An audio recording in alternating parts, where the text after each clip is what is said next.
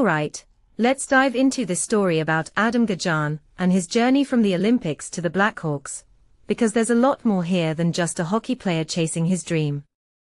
Personally, I think what makes this really interesting is how Gajan's experience at the 2026 Winter Olympics wasn't about playing time. It was about soaking up everything around him. And that, in my opinion, says a lot about his mindset.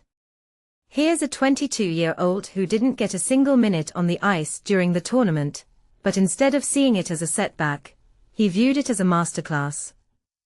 He's practicing alongside NHL stars, watching how they prepare, and absorbing their routines. That's the kind of humility and hunger you don't see every day, and it's a big reason why I'm keeping an eye on him. What many people don't realize is that the Olympics are often as much about observation as they are about competition, especially for younger players. Gajan's time with Team Slovakia wasn't just about representing his country, it was about learning from the best. I mean, think about it. He's sharing the ice with guys like Juraj Slafkovský and Martin Fehervary, players who are already making waves in the NHL. That kind of exposure is priceless. It's like being in a classroom with the top students and getting to see how they study, how they handle pressure, and what sets them apart. From my perspective, this is the kind of experience that can accelerate a player's growth in ways that years of practice alone might not. Now, let's talk about his goals for the Blackhawks training camp. Gajan wants to land in Rockford, their AHL affiliate, and honestly, I think that's a smart move.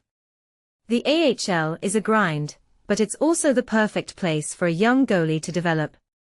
What's fascinating to me is his approach. He's not just focused on making the team, he's focused on getting better every single day. That's a mindset that's rare, especially in a sport as competitive as hockey.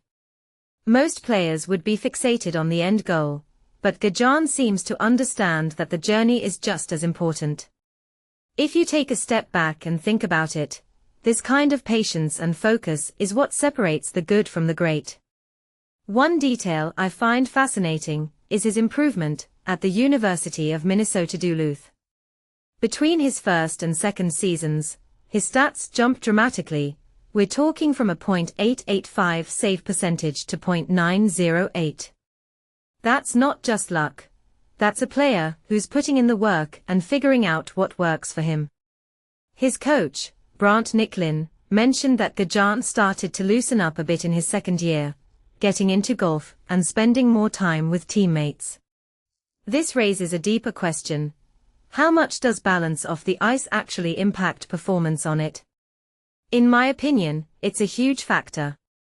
Hockey is a mental game, and finding ways to relax and enjoy life outside the rink can make all the difference. Finally, let's talk about his long-term goal of becoming an NHL starter. It's a lofty ambition, but what this really suggests is that Gajan isn't just aiming for the league, he's aiming for the top. And honestly, I love that kind of confidence. But here's the thing, the path to becoming a starting goalie in the NHL is one of the toughest in sports. It's not just about skill, it's about consistency, resilience, and a bit of luck. Personally, I think Gajan has the tools. His athleticism and skating ability are already getting noticed, but it's going to come down to how he handles the ups and downs. If he can keep that get better every day mindset, I wouldn't bet against him. So, what's the takeaway here?